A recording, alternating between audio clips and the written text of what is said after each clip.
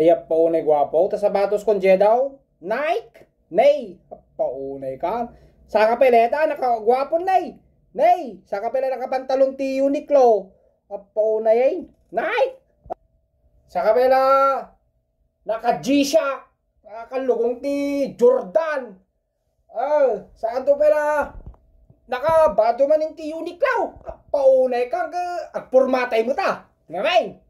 Kakaiso na. Nga Domingo, hindi mo magpasyar.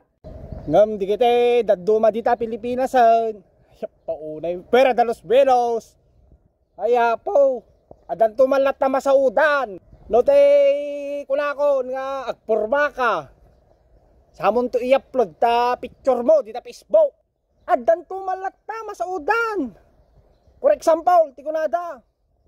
Ni, nakapurpurma mo, nakapimpintas ti Facebook ka. Di nala makita, di kita anak na.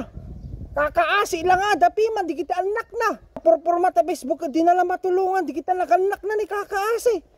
Kaya po, nay, nakpicture. Pakain imas ti kanan na, di nala makita, di kita anak na. Kaya po, nay. Amo na, di abogat talaga, real talk man dito eh. At dadala takas kasi tao nga nakikita da kada tayo. Man ano aya?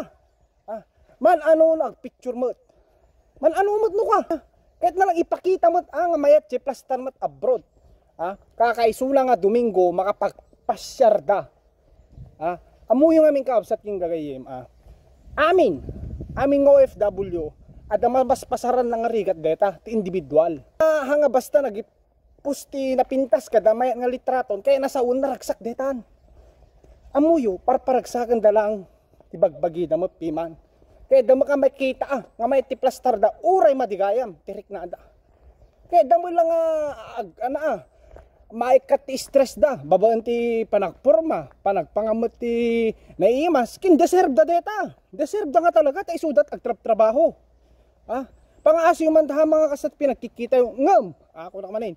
Ngam adadalat tamat ngamin di kitay OFW nga kastay ti plaster na nakapurpurmada magatang da kaya da i-upload da di kitay anak da kakaasi bubutig ta Pilipinas kakaasi da nga mapamigi pangpangan handa pa'y makumpleto ti gamit da mapan eskwela samantalang di kitay naganak da dita abroad nakapurpurma di kitay pinadumagtan handa matulungan ti naganak dan ay dala nga makagatang ti luho da alaon tayo ti agsinong bangir kaabsat king gagayim talaga kasta.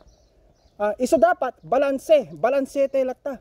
No agaramit ti man ti para bagbagi tayo, kitan tayo mo ijay Pilipinas no mayamot ti sada. Kasta ti kinagpesonan ti natakneng OFW. Kasta kuma ti kapanunutan tayo aming kabsat king gayem.